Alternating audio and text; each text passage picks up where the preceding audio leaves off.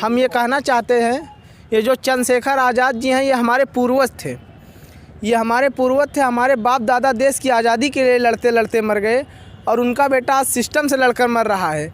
जैसे कि आप समझ लीजिए, हम लोग पहले जो है अगर हम कहीं एडमिशन कराने जाएंगे तो 500 रुपया देंगे, पासवान जी का बेटा जाएगा 300 रुपया देगा। ये क्यों?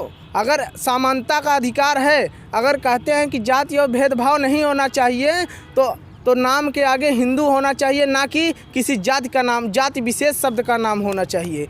और हम लोग जो है हमको तब पता चला कि जातिवाद क्या होता है। कक्षा 8 में हम पढ़ते थे, हमारा साथी पासवान जी का लड़का था, उसके साथ हम पढ़ते थे। जब गुरुजी ने हमको कहा कि आप जाइए घर से फीस ले आइए 500 रुपया, और पासवान जी का बेटा 300 रुपया दिया, तो हम बहुत गरीब परिवार से हैं।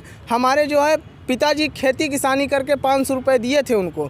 इसके बाद 500 रुपया हम दिए, वो 300 रुपया दिए। और हम अगर 60% पाते हैं, वो अगर 40 पाते हैं तो उनका पहले होता है। अगर समानता का अधिकार है तो न जाति भेदभाव ये सब ख़त्म होना चाहिए, ना आरक्षण होना चाहिए। आरक्षण बिल्कुल ख़त्म कर देना चाहिए। आज पंडित जी को बताया जाता है कि आप पंडित हैं इसलिए आप जो है अमीर हैं, ये गलत बात है। अगर कोई पासवान जी का लड़का जाता है तो उसका फीस कम लिया जाता है, उसको आरक्षण दे दिया जाता है। अगर पंडित जी का लड़का जाता है, वो चाहे खेती करके आए, चाहे किसानी, चाहे मजदूरी करे, लेकिन उसका पैसा ज़्यादा देना पड़ेगा। ये आरक्षण ख़त्म होना चाहिए। मैं आपके चैनल से कहना चाहता हूँ। आप सभी को प्रणाम। थैंक यू भैया जी।